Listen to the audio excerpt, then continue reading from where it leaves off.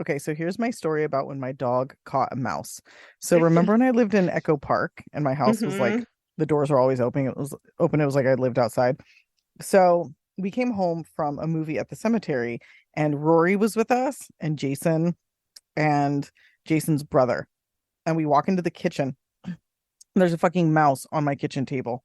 And the mouse sees us and it goes running and it leaps off the table like into there. It was really majestic.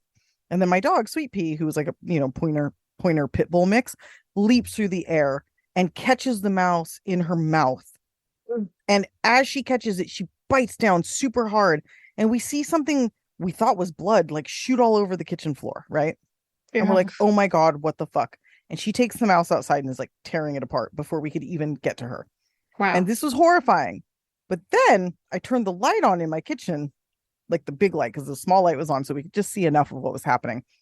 And what she had squeezed out of this mouse were babies. It was a Shut up. pregnant mouse. Shut up. That's the grossest thing I've ever heard. What are we doing? You just traumatized every listener if this is going to be on the podcast because I you made just. Diva start recording so I could tell her that story. I just Oh wanted to my know your reaction. God. That's so violent. Your dog I was a had to serial live killer. that. I had to clean that shit up, Oh, okay? I don't even like living the story of it Yeah, right and now. you knew that dog. You knew Sweet Pea. I love Sweet Pea. She's sweet. She's metal. You said cats are metal. That is No, it's metal. true. Cats are very metal. Cats like to Cindy's telling me this story because my very sweet and gentle cat who loves to snuggle, but more than anything loves to murder. She just tried to murder a mouse in my A house, and it was mouse, very yeah. dramatic. And my husband saved its life, thankfully. Yes. But she's very, very good at hunting. And we let her kill like bugs and roaches, but the mouse is too far. Yeah. So Yeah. we didn't have the chance to save this mouse or its children. Sweet Pea Oh, ended its entire bloodline in one fell swoop. So so gross. That's so fucking gross. I know. Okay. Anyway, let's do the intro and get into the podcast. One time in my brother and nephew's pool and sister-in-law nephew's pool, there was a black widow spider hiding in the Oh, corner, uh-uh. and it also exploded its babies everywhere. Oh, I would fucking lose my shit. That was one of the grossest things I've ever seen. So That's fucking horrifying. yeah, Okay. Oh God. Now you got me back. Thank you. Ugh, I like looked behind me to make sure there wasn't a spider. retribution. Yeah. Good God. Okay. Here we go. Hey, Twisted listeners. I'm Cindy. And I'm Diva. This is Twisted Listeners, Podcast a about podcast murder. about murder I said your part. Do it again. Hold on. and lists. No, I'm fuck it. We did it. I'm so thrown off by the gross story.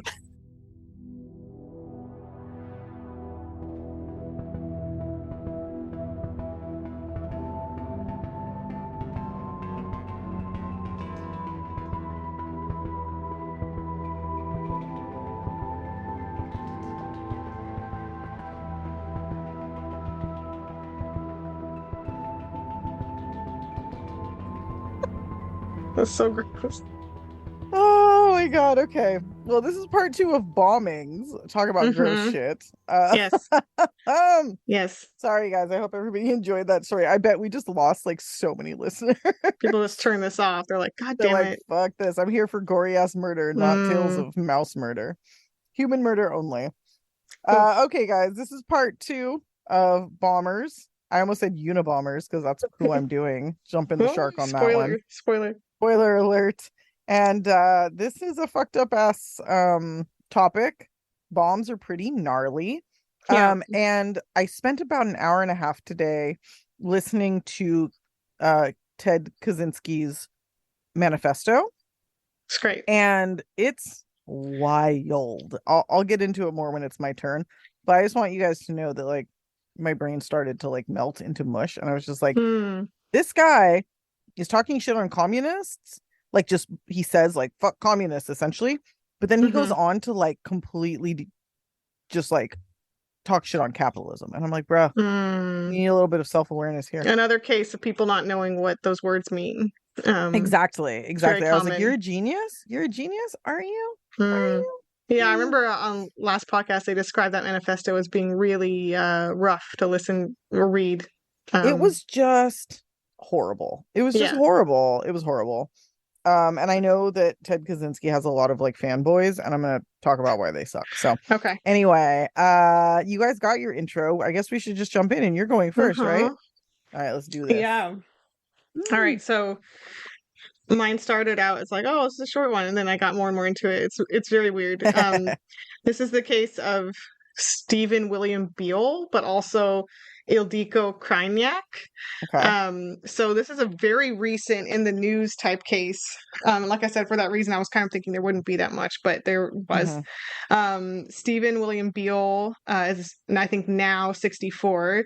I couldn't find what he did like for his job, but he is some kind of rich guy, and he has those like um headshots with the suit. So he's some kind of rich business guy. Because if you have professionally photographed suit pictures, like Yeah, you know, you make um, a good. You're far into the six figures. yes, yeah. Yeah. So some kind of guy like that.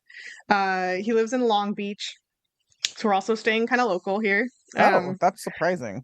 yes, uh, and he was a kind of schemy, skeezy guy. I don't know like a whole bio of him, but I just know some Hmm. past crimes. So here they are. Okay. He conspired to get fraudulent insurance benefits and social security payments after his. So that he did that at some point, and then Okay. after his previous wife passed away, which put a fucking pin in that. We'll talk about that later. After his Okay. previous wife passed away, he also falsely declared bankruptcy and failed to report that he actually got $350,000 from her estate, Oh shit. which you cannot do. So Yeah. you have to actually be bankrupt to do that. Fun fact. So this Weird. got him federal fraud charges later Hmm. on. So Okay. he's just generally doing kind of schemy stuff. At some point, he becomes involved with a 48-year-old woman, Ildiko Krajniak. Yeah, Krajniak. I looked up how to say that. Okay. That Um, sounds right. That sounds good. yeah. She was an esthetician and owned a day spa named Magyar Cosmetica. She was from Hungary. So if you're wondering, like, what's that ethnicity I'm hearing? It's Hungarian. It's Hungarian. Um, Okay. yeah. She had a son who looked like he's in his early 20s, and because he was a student at the University of Washington, so that would track.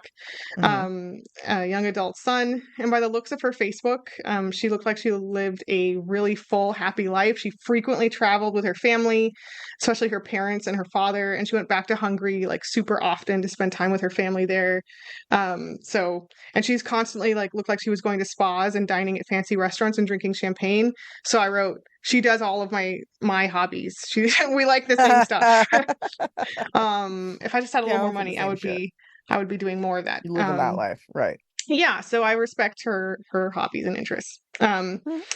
So her relationship status was a little unclear to me, but because she one news report said that she lived with her husband and son for 15 years, but I think that had ended prior to this because she had Okay. also been in a relationship with Beal for about 18 months.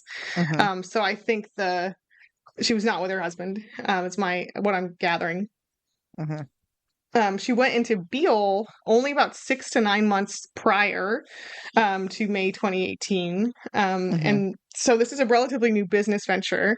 He actually invested in her opening the spa and kind of helped her out with the opening. And so he became kind of a part owner. Hmm. He also helped her out with rent. So this is sort of a collaborative venture. And she was a licensed esthetician, probably working at other people's practices, I think. And this is like her chance to have her own business. Okay.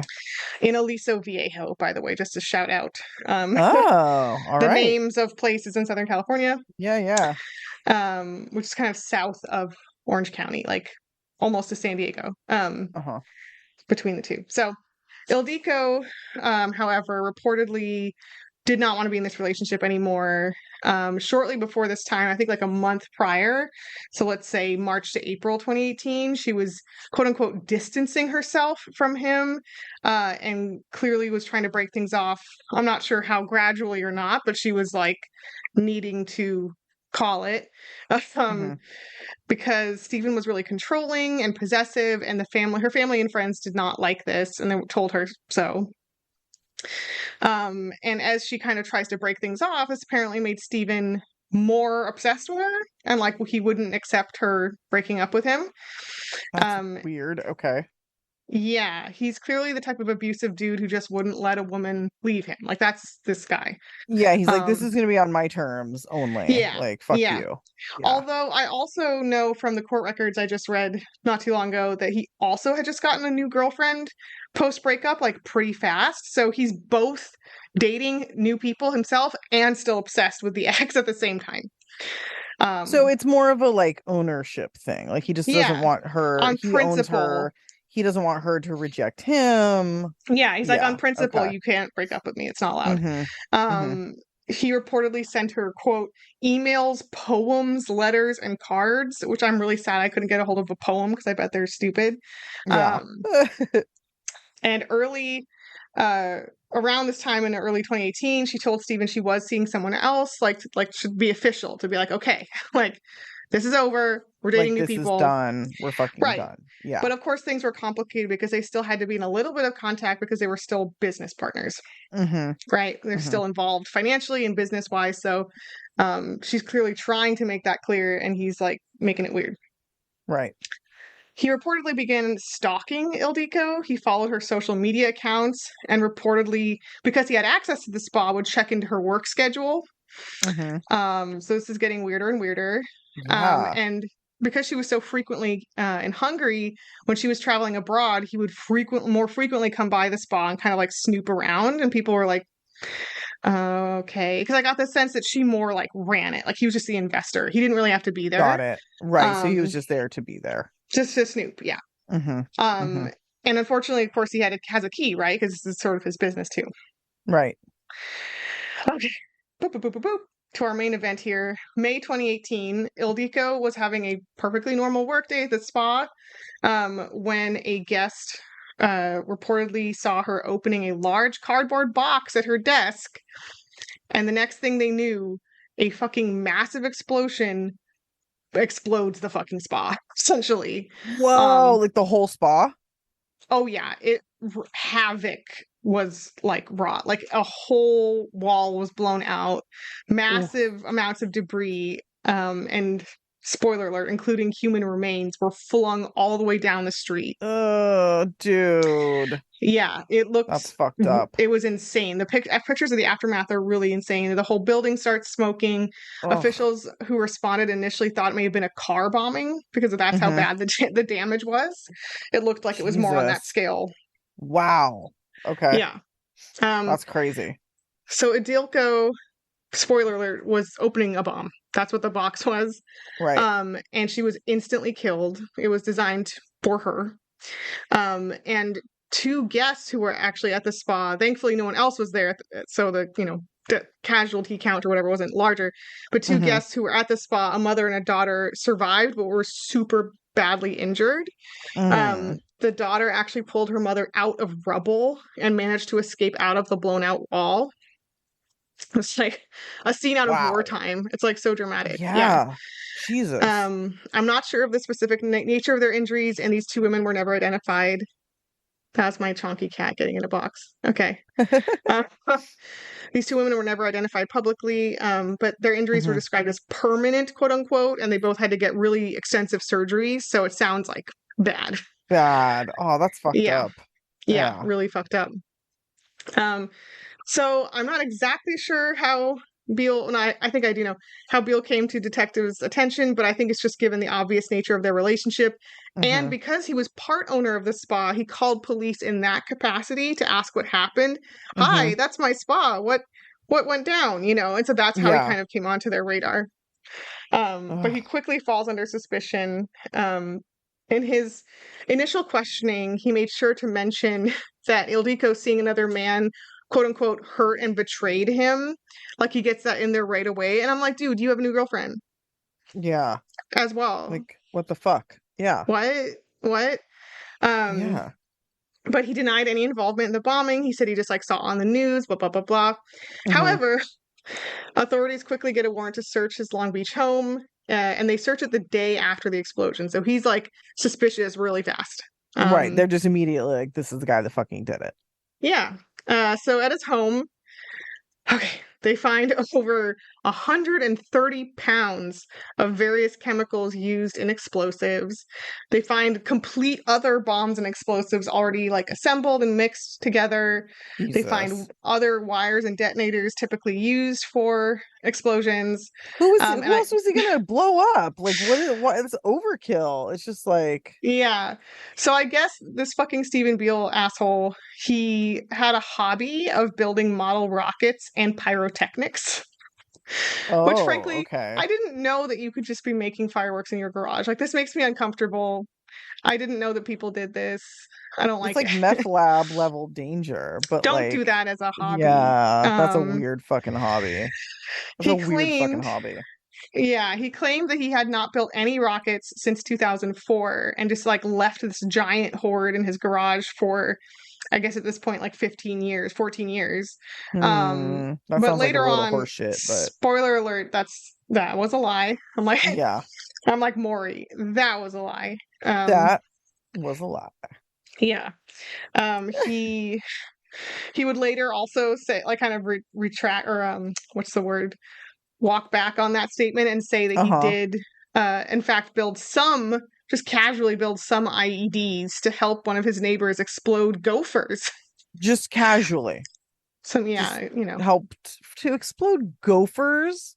yeah, Okay, that's also really fucked up. Like, I don't love it's gophers, but that's fucked up. it's fucked up. It's also comical in like an Elmer Fudd type way, like a teen. Yeah. It's like, what is this? Are you fucking Looney Tunes? Like, just what? Okay. Mm-hmm.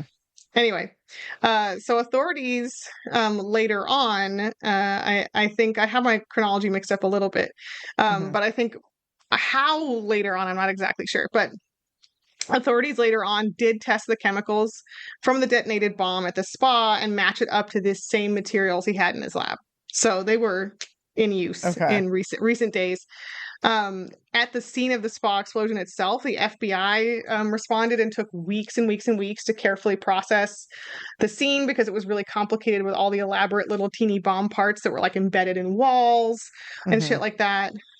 They had to extract, and they found parts of the 9-volt battery that Beal used to kind of make the base of the bomb.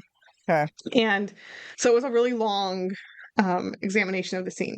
Mm-hmm. So, despite all the evidence I just mentioned, Beal was actually arrested on just having the explosives, and then he was released. Well, So I think it's because the investigation took a long time and the testing may have taken a long time. So I don't have my and so they chronology didn't want to 100% right. prematurely, yeah, they didn't want to like Yeah, prematurely arrest him and then have to like let right. him go and whatever. Okay. And That they makes also sense, had I to guess. investigate if the bomb stuff he had was like technically illegal or not. Because I guess, Okay. again, this makes me uncomfortable. You can have some bomb stuff. Like a certain Um, amount of a certain type yeah, is like, I don't okay, like it. that's I don't like fucking it. wild. Yeah, I don't love that. Um, but he was officially arrested for the bombing, as in the murder, in March 2019. Okay. Um, Okay. but so he's charged with many, many super bad sounding felonies, like having a weapon of mass destruction, shit like that. I mean, he Um, did, like, truly. yeah, Is and exactly murder what that is. and attempted murder, all that. In August Right. 2022, his first trial actually resulted in a deadlocked jury and a mistrial, What? Seriously? which is wild. Um, That is fucking wild. I never saw what came to it, but in November, he also, in 2022, he actually went to trial on federal fraud charges for that bankruptcy situation. Hmm. I'm not sure what came to it. I'm imagining he was guilty of some amount on Probably. that. Yeah. Yeah. Okay, so this, he goes back to trial in early summer 2023. So this wrapped Okay. up very recently, just a few months ago. And at Hmm. this trial, and I don't know, I imagine the first one, but all the coverage was for the second.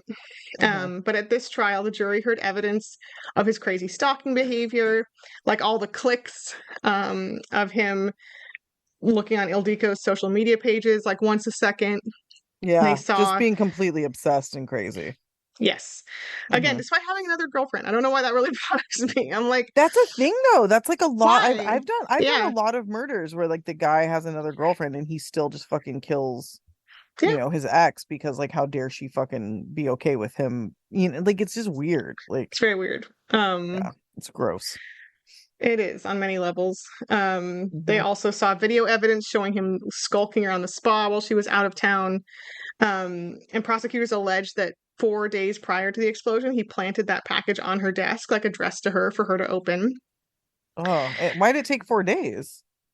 She was That's gone. weird. She was out of Oh, because she was town. gone. Oh, right, right, right, Yeah. right, right. Okay. So she got to it when she came back, Came essentially. back. And it's really haunting because on her Facebook, I know you lurk on the Facebook pages of murder victims as well. I Um, do. but it's really haunting to see on her Facebook the pictures of her having a really great time in Hungary, going out to dinner with her parents, all this stuff. Literally, Yeah, like days before this. right. Knowing that while she's having a great time living her best life, Stephen is skulking around her spa planting a bomb. Like getting ready to fucking kill her. Yeah, that's so Yeah, fucked up. That's yeah. crazy. The witness testified, who was one of the survivors, who saw her open the box moments before the explosion, so it's pretty fucking clear what happened. They also heard Mm-hmm. about all the bomb lab stuff I just mentioned. Mm-hmm. There was also evidence of him buying the specific type of box Mm-hmm. used to cover it and buying all the specific bomb material. So the whole "I never dabbled in this since 2004" is obviously disproven if he's buying shit Mm-hmm. this year, in that year, right? Right. Um, in July 2023, this trial concludes, and he was found guilty of all those extra bad felony charges by a federal Mm-hmm. jury. In Ugh. November 23, he will be sentenced, but he faces up to life in prison for 2 out of the 4 charges, and he's going to get a Mm-hmm. minimum of 30. So it's looking pretty much like life, I think, Okay. Yeah. for him. Mm-hmm. After Beal was found guilty, the U.S. attorney who prosecuted him gave a statement saying that in addition to murdering Ildiko and grievously injuring 2 other people, he also, I think it's a good point, endangered the businesses around the area, including a daycare that was across the fucking street Oh shit. full of Yeah, children. Yeah. that's fucked up. Like Yeah. that's really fucking fucked up. Really fucked up. And they were affected by like smoke inhalation. They all had to be evacuated. Like that's still Mm-hmm. scary. Yeah, that is. Yeah. Okay, one Wow. more thing. This is the epilogue. I just found this before we started recording, and I was like, "Oh my god, holy Ooh. shit!" 'Cause Okay. remember how Beal's first wife died? Yes. Remember Oh, that? that's why you said put a pin in it. Yeah, yeah, yeah. For Yeah. sure. So she died in 2008 after she fell down the stairs. Oh, Cindy. classic. Mm, Classic. mm-hmm, Yeah, that's classic. mm-hmm. Yeah. So Mm-hmm. records show her death as undetermined. Okay. They also have it listed as pancreatitis and electrolyte imbalance, which I'm like, that don't sound like falling down the That's stairs. weird. Like they're saying like she fell down the stairs because she like lost consciousness or something. Like Yeah, they also mention chronic lead intoxication. So part of me is like, is she being poisoned? And then he like gave up poisoning her and then pushed her down the stairs, like yeah, this is because weird. it's saying the cause of death is undetermined, but on the side she had Uh-huh. lead intoxication and pancreatitis as well. But she didn't die from that. She fell down the stairs. Um, Yeah, I don't know about that. yeah. He also got a $500,000 settlement after her death. Wait, Interesting. how much? $500,000. Oh, for some reason I thought you said $5,000. I was like, well, that's definitely not fucking worth No. it. Okay, Yeah, 500,000. yeah. Okay.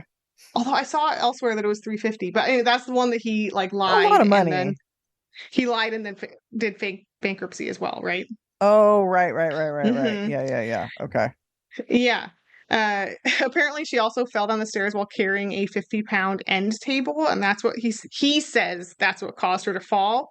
So she had an Um, electrolyte balance and whatever other bullshit, yeah. and she was carrying a table and she fell down the stairs. Hmm. This is a Yeah. lot. This is a lot. Yeah. This feels like a lot Yeah. to me, but whatever. Um, yeah. So anyways, that's just a little side note. Nothing, no one's looked into that officially because I know he's obviously going to prison for life, but like, Hmm. just interesting. What a shady guy. And it sucks that Ildiko, who sounded like a really nice, normal, cool lady, like didn't have any, I think, idea that this guy she was dating also built fucking IEDs in his garage and also Yeah. definitely has some shady financial shit on, and also his wife fell down the stairs. You know what I mean? It's like Yeah. what Yeah. a guy. That's weird. Long Beach's finest. Yeah, truly, truly. And that's saying something because Long Beach, I mean, I love Long Beach, but Long Beach got some fucking people in it. So Yeah, some he's one of gnarly them. weirdos. He's one of them. Wow. So this is like, that's a pretty recent case. I mean, it's Yeah. kind of still happening in a way, right? Like, Yeah. That's wild. Huh. Okay. Well, you were right that you're doing this week. You're doing the one like I did last, or this The X half. Yeah. blowing up your ex. Yep. Okay. So I'm gonna do kind of like what you did, except more.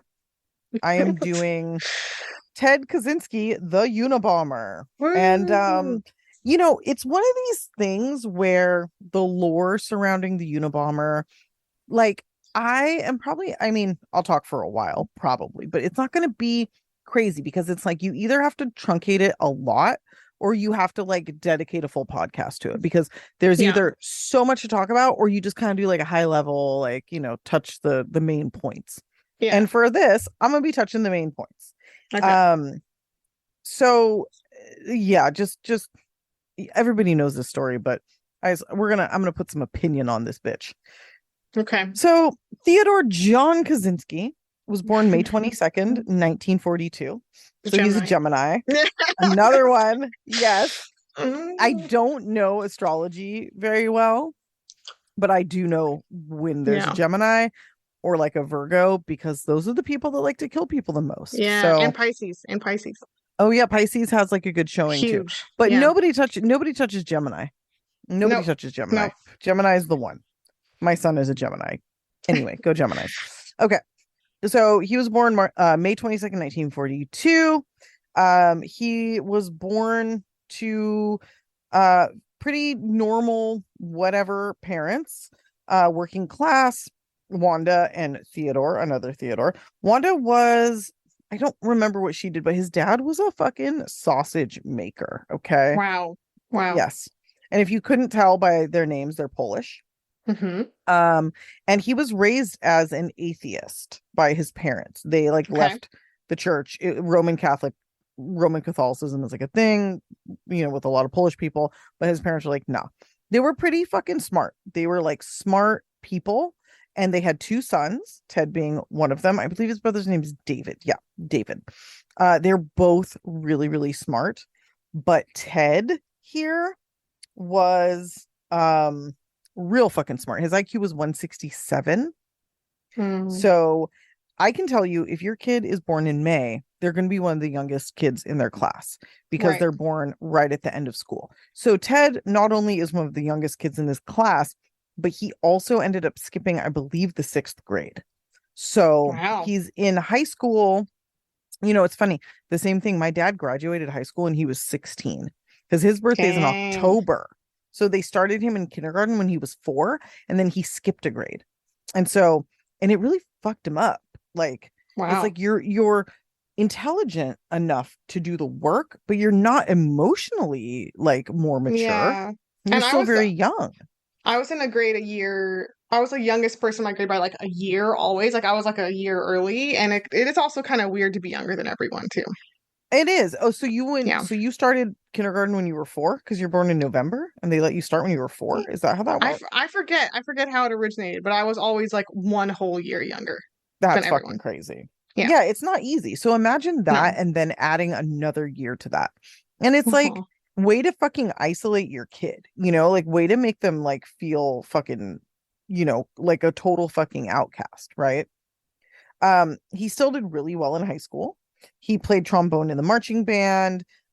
He was really into math, and everybody was just like, oh, he's super fucking smart. He's really, he's a brain.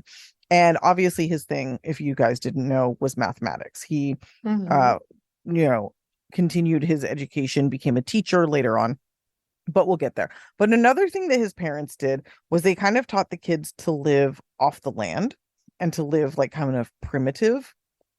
So by the time he was 10 years old, unlike that bitch ass motherfucker you covered, Ted could actually like forage for food and actually create doing a shelter. survivalist shit. Yes, at 10 years old, he did not have to go dumpster diving to get lunch. Like he could actually like figure out, a full-grown man. This idiot with his stupid fucking manifesto and bullshit websites couldn't do that shit. But at 10 years old, Ted was like rocking like the primitive lifestyle, like a fucking boss, doing a good job. So we have this really smart guy who grew up way too fast, way younger than all of his peers, very, very smart, pretty isolated, both actually, like physically and emotionally isolated. He graduates high school and he goes to Harvard University. And he got to stay on like in housing there that was for like the youngest students. And I think it was Mm-hmm. also maybe for people who like weren't super rich, because Harvard, especially at that time, not that it's really changed, it was basically like an elitist, like you have to know somebody to get in.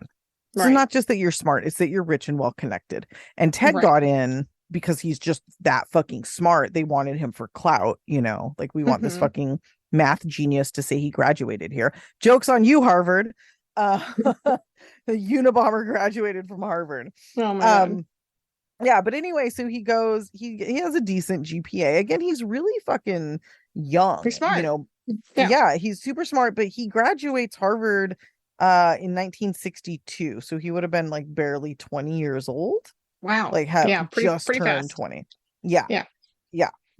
He then so while he's at Harvard, he enters into this. Okay, so he's already really young, isolated, too smart for his own good. Smart people have a hard time because they're always like, really smart people. They're usually like borderline fucking, like have, I don't know how to explain it, but like they're just oftentimes socially have issues when they're Yes. like this level of intelligence. And then you Yes. add that he had survivalist parents or whatever, and then you add that he was so much younger, and then you send him to Harvard, and he participated in a study that was held by Harvard psychologist Henry Murray. And this was later described as a purposely brutalizing psychological experiment. Whoa. So they had the subjects, he was in this for 3 fucking years. They had the subjects debate personal philosophy with a fellow student. They were asked to write essays detailing their personal beliefs. And then these were given to an anonymous person who would then confront and belittle them for their Mm, beliefs. that Yeah, sounds horrible. Why would you sign up for this? fucking crazy, right? And the guy Henry Murray, it's later said that he was like involved in like MK Ultra and like other shit with the CIA. So this guy, like, who knows why he was really doing this study, but it was deeply psychologically harmful to Ted and probably everybody else in it. Over 3 years, he did 200 hours in this Mm, study. Yeah. that's And like, wow. yeah. Yeah. And later, as part of Ted's really interesting manifesto, he has a whole big part about mind control and how he has a big issue with mind control. Mm-hmm. And that definitely stemmed from this. Okay, so he graduated when he was barely 20. He was in this for 3 years. What does that tell you? He started as a fucking child. He was still a minor when Oh, he wow. started this crazy ass psychological study. Should not be allowed, No, maybe? it shouldn't be allowed. I don't know why it was. No. So we've just got like the perfect storm of crazy shit going on to this poor kid. So from there in 1962, he goes to the University of Michigan. He gets his master's and his doctoral degree in math. And then he's done by 1967. He why did he go there? Oh, he went to Michigan because he needed money. He was poor. So he Okay. couldn't go to like he got accepted to better schools, but he couldn't get like money to go. So he ended up going to Michigan. From here, he starts teaching. But he's like terrible. Like students say that he basically only read or taught from the book. He refused to answer any Mm, questions. He just was like very much like fuck y'all, like just weird, like would probably come into class and like mumble through everything and not answer questions and then just like bail out. I had yeah. an astronomy teacher like that. It was really Mm, fucking weird. He would just come in and like literally just like and yeah. then like leave. And Okay. he graded on a curve, thank God, because I was just like, I'm just going in blind on this fucking test. And I like passed the class. Oh my Because, God. just got lucky. But it's because nobody had any idea what was going on. So that was kind of how it was for Ted. Okay. And wasn't good. Now, there's a whole chronology of like weird things that happen in his life, and I'm just gonna kind of tell the non-balmy stuff kind of out of order because whatever. It's more to give you an idea of him.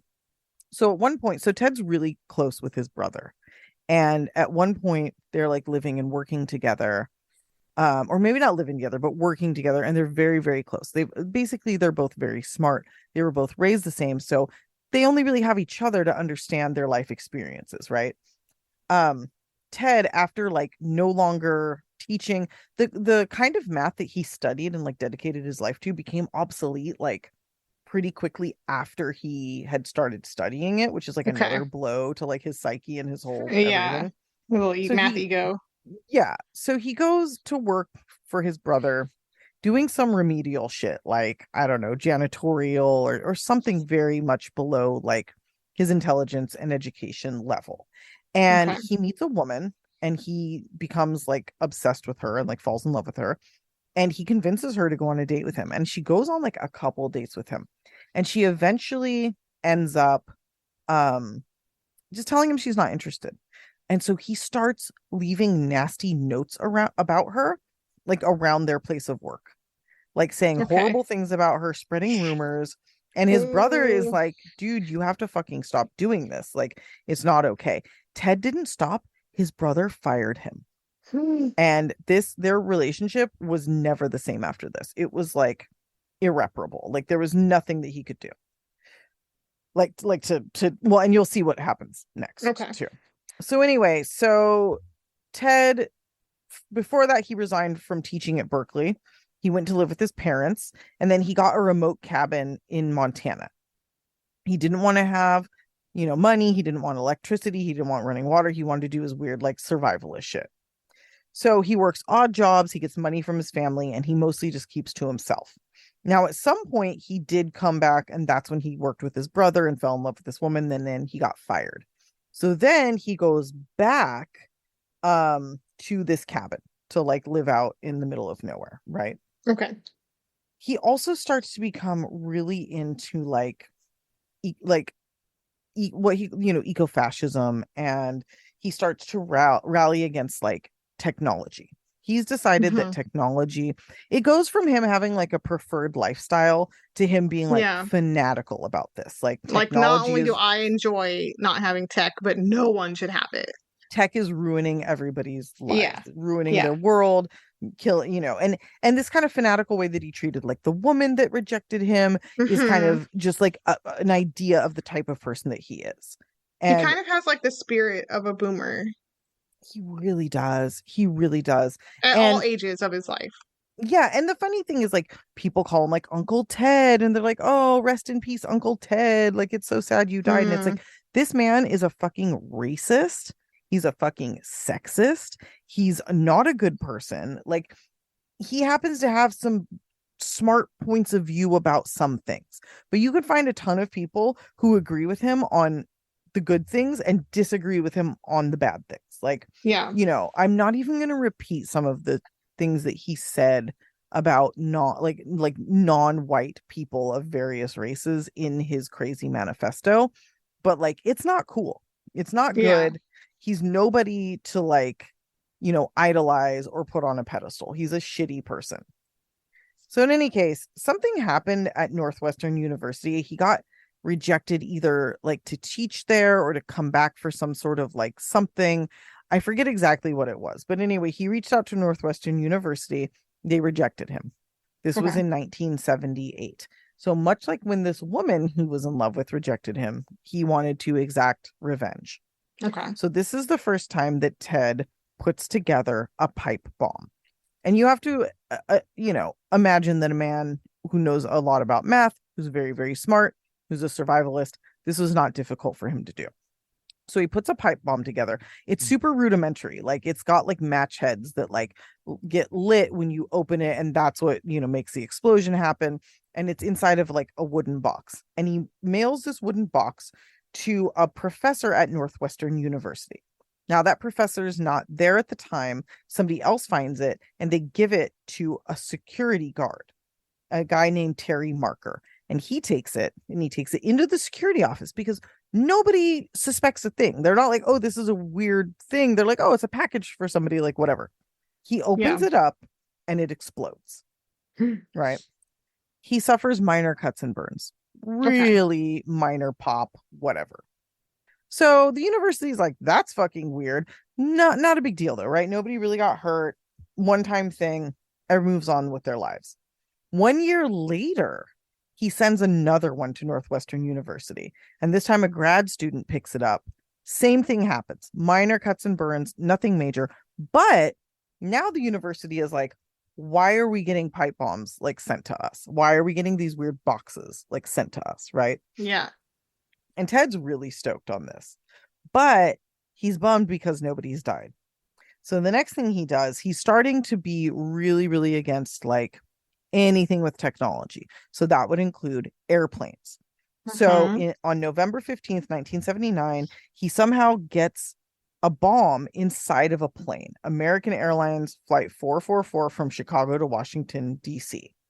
And what he does is he puts a device in this bomb that will make it go off once it reaches a certain elevation, which I didn't even know was a thing. That's So it crazy. is, yeah, it's triggered by elevation. And when they hit a certain elevation, boom, the bomb goes off. Nobody got hurt. The plane was fine to land. People did get smoke inhalation and they were like, injured, but they weren't like no explosion, no fingers, whatever. Yeah. The next one is June 10th, 1980. This is sent to the president of United Airlines, so another plane one. This guy's name is Percy Wood, and he had severe cuts and burns over most of his body and face because at this point, Ted's getting better at Yeah. creating these bombs. He's building bigger, better bombs. Ugh. And now Ted had a ton of journals that he kept, which is how we know some of well, a lot of what happened. He would write in like code, but it was pretty easy to crack. And so he was saying things like, I can't wait to do more of this. I'm really upset that nobody has died. Like, I need to like build a better bomb, essentially. So he's like writing to himself in code about how upset he is that this is not working Why out. the code if it's to himself? I guess so no one else can read it if they like stumble Because on he's it or paranoid. He's also very paranoid. It's right, like you're right. living in a cabin by yourself, like psyching yourself out about like technology and just hating on everybody in the world. It stands to reason you're going to also have some other like things going on. Yeah. So October 8th, 1981, he sends one to the University of Utah. This is diffused. They figure out what it is and they diffuse it. And now the FBI is like looking for him, but they Yeah. don't know anything about this guy. So what he did was he started writing letters and he would sign them like, or no, I don't know if he was writing letters at this point, but he did scratch RV into one of the bombs. So they would like see those initials. So he's like trying to like throw them off. I'm not sure which bomb this was, but in another bomb, he went to like a men's restroom and found a bunch of like random hairs and put them in the bomb so that the police would like find hairs for like try to get DNA evidence. But they were just like Oh, random people at like a bathroom, which is so disgusting. that's gross. Yes. So May 5th, 1982, he sends one to Vanderbilt University in Tennessee. Uh, and Janet Smith opens it. She gets severe burns to her hands and shrapnel wounds to her body, but she survives. The Okay. next two are sent to Berkeley, where he used to teach. So obviously he's got a Hmm. grudge. These are July 2nd, 1982 and May 15th, 1985. So he had a bit of a period between them where he didn't really do anything that we know of. Okay. The first one caused severe burns and shrapnel wounds. The next one to John Hauser, who was a graduate student, caused the loss of 4 fingers and a severed artery in his right arm, and also partial loss of vision in his left eye. Oh my God. So it's Yeah. getting worse and worse for the folks Yes. who Yes. unfortunately open these. Yes. And at this point, the FBI has named him the Unabomber, which is the code name for university and airline bombing, uh, Ah, because the bombing right. target. So university, airline, UN from university, A for airline, and BOM for bombing. So the Unabomber. It's a Unabomb case because they're like all he's doing are like airlines and school and Yeah. universities. And so at first, nobody could figure out like it's felt personal. It's like a personal vendetta. Right. But like, what's the But the motive? yeah, what's the motive? And then also, what about the airplanes? So Right. then, looking back, it's like, oh, it's technological. It's like technology, the airplanes, and then personal. As he continues, you'll see it becomes more just about technology, but it started from a very personal place. So next, it's the Boeing Company in Auburn in June of 1985. So he did May and June, like back to back. Then November 1985, it's University of Michigan. Two people were injured by one bomb. One of them had temporary hearing loss. The other one had burns and shrapnel wounds. Then 1 month later, December 11th, 1985, he mails a bomb to Hugh Scruton, who is a computer store owner in Sacramento. And I believe either Hugh or Gary, one of the two, I think it was Hugh. It was Hugh, was a student at Berkeley while Ted was a teacher. And we don't know if he knew that. We don't know if it was intentional or if he just sent it to this computer store because he hates technology. Now, Hugh Scruton walks up to this, it's like a piece of wood. He hides them in like wood boxes and then like pieces of wood. So Hugh walks up to this piece of wood outside of his computer store, picks it up. Like, what the hell is this? It explodes. This is the first death. So Hugh dies. Okay. Now we go into a brief period of inaction while, things settle down. And what Ted would do is he would go out, he would drive around and mail these from like various locations. He would either hand deliver them, place them places, or, drive far from where he lived and mail them. So there was no real way to trace it back to him. And then all of his like quote unquote neighbors, because he lived really far from everybody, but like when he'd go into town, he would always look scruffy. He'd always look dirty, unshaven. So before he would go out and do this, he would shower, he would shave, he would cut his hair. And then when he came back to his cabin, he'd wait until his beard grew back out and he looked dirty again to go back into town. So nobody ever totally different people. And also, so his neighbors would never suspect that he had changed his look, that he had gone anywhere. It was like hiding in, in plain sight, kind of. Yeah. So now he has this murder. Next one is February 1987 in Salt Lake City. Severe nerve damage to the left arm of Gary Wright, another computer store owner, but he didn't kill him. Next in 1993, so there's a 6-year cooling off period there. Oh, wow. He sends one to Tiburon, California, and this blows up on geneticist Charles Epstein. He had severe damage to both eardrums with partial hearing loss and loss of 3 fingers. Now, the weird thing about this one, this guy was just like helping like learn about Down syndrome. So it was a really random attack and seemed like really misplaced. Yeah, it's not really consistent with his like whole manifesto shit. No, it's not. The only thing is it maybe, I don't know. It's weird because it wasn't a university. It wasn't tech. It's just very random. So nobody really knows why he did that, but the man survived. Next, 1993 in Yale University, David Galernter. It's really hard to say that. Galernter. A computer science professor, did not die, but he lost the use of his right hand, had damage to his right eye, and then severe burns and shrapnel wounds. Then a year later, December 10th, 1994, he sends it to the advertising executive at Burson Marsteller because he thought that they were involved with something that was like anti-environment.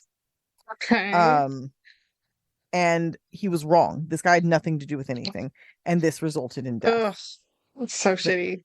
I know. And then April 24th, 1995, Sacramento, California, a timber industry lobbyist, which you could imagine if he doesn't believe in the destruction of, the forest.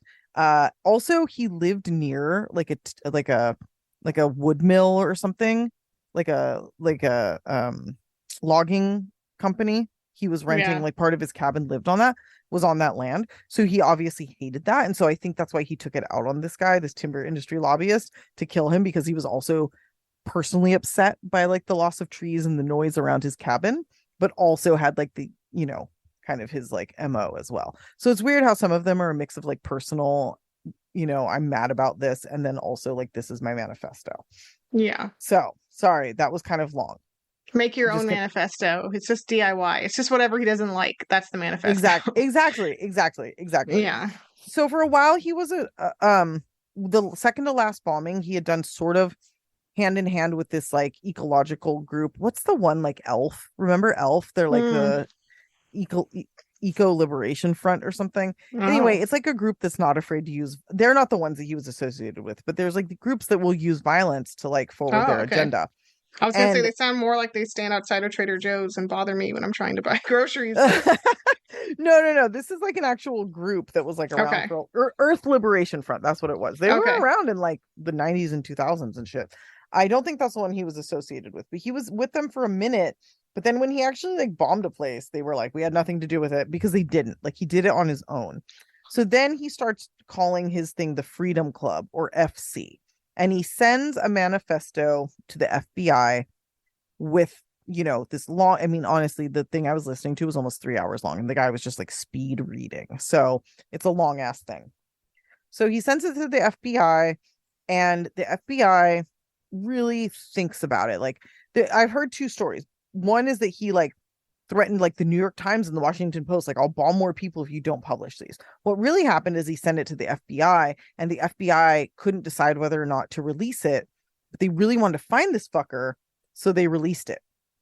And his brother, lo and behold, who had betrayed him previously, read it in his brother's wife, who'd never even met Ted because of the betrayal, but had read a ton of his letters to his brother, including really angry ones, recognized the writing style, recognized the sentence structure, the Hmm. words, like the phrasing, and pointed it out to Ted's brother.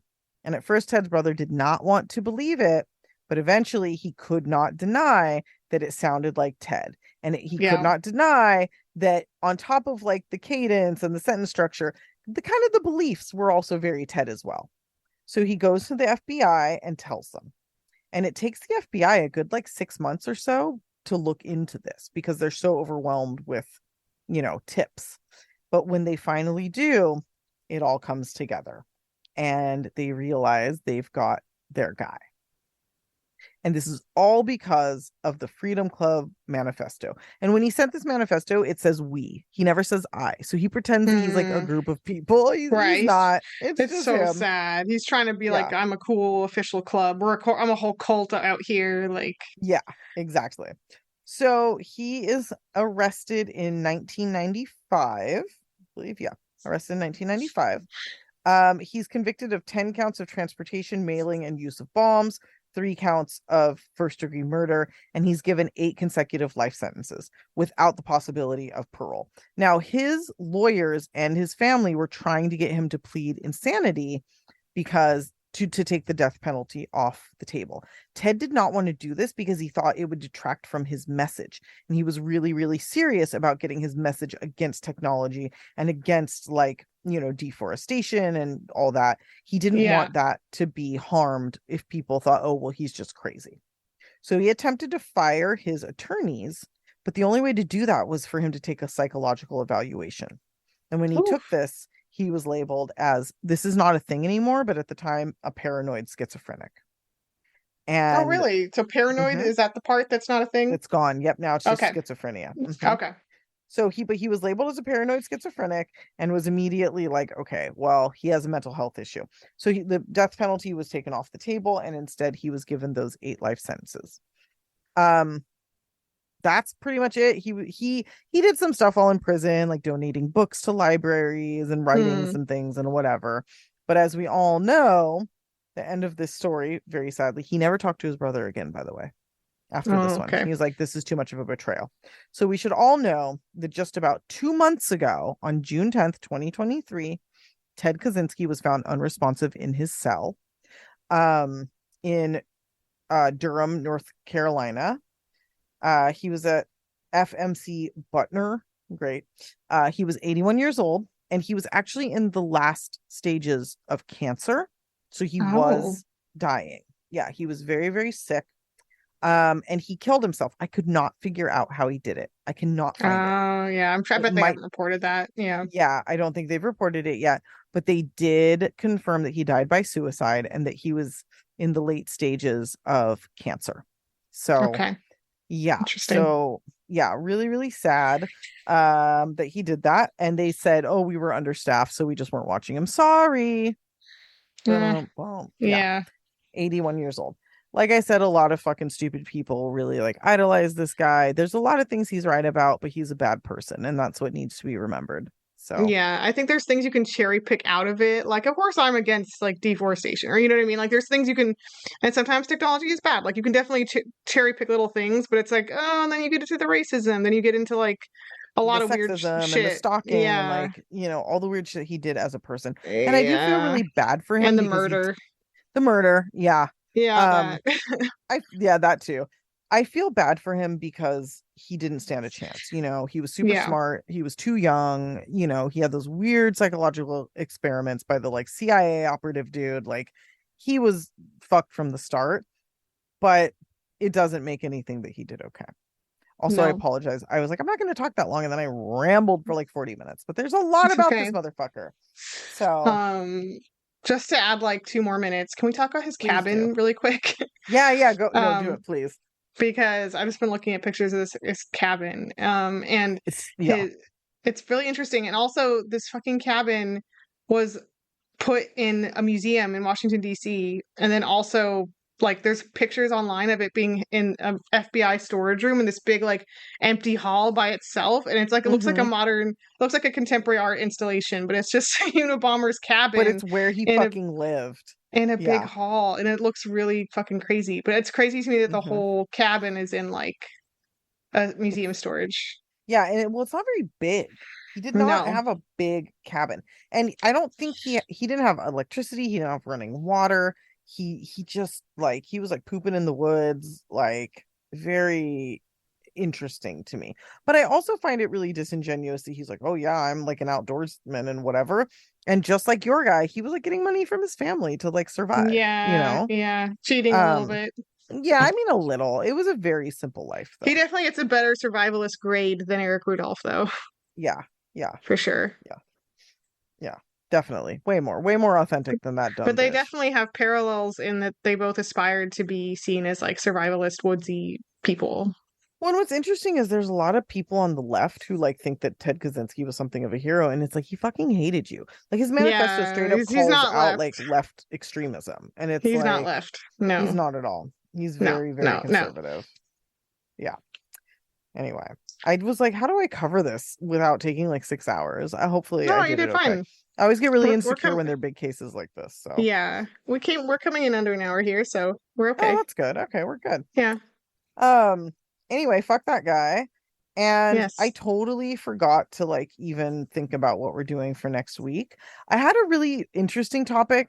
I want to float it and if it's not what it is next week, like if we have to change it, listeners, I Okay. apologize, but it'll be like a fun grab bag. Like you won't know what it's gonna be until next week. So Okay. it's either gonna be this or something else. Okay. Um, I want to do murders that happen on like funny named streets, like streets that are like really ironic. So I know there was a murder that happened on like Easy Street, and there's Okay. another one that's like Bumblebee Road. And so I just want to find murders either in cities or streets where the name Okay. is just fucking ironic. Like Okay. this, no, nothing bad should happen here and yet. Like that's kind of what I want to do. We can work on that. We can work on Okay. that.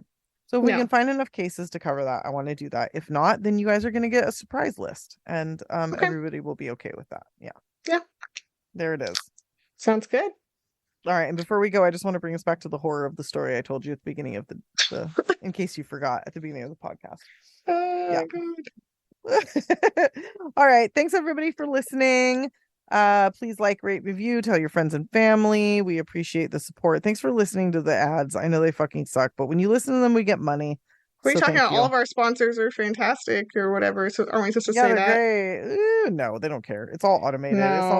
It's not like we sit there and like We do the do ads, the right? ad. Yeah, Yeah, no, no, yeah, no. yeah. It's That not like trying we're to do like, that was so frustrating. It's not worth the money. Like it's just not. I So mean, unless HelloFresh wants to like hit us up, then I'll be like, HelloFresh is the best new, I'll do I it. actually used to use them, so it wouldn't even be a lie. I'd be happy to talk about it, Mm, but they gotta fucking pay me.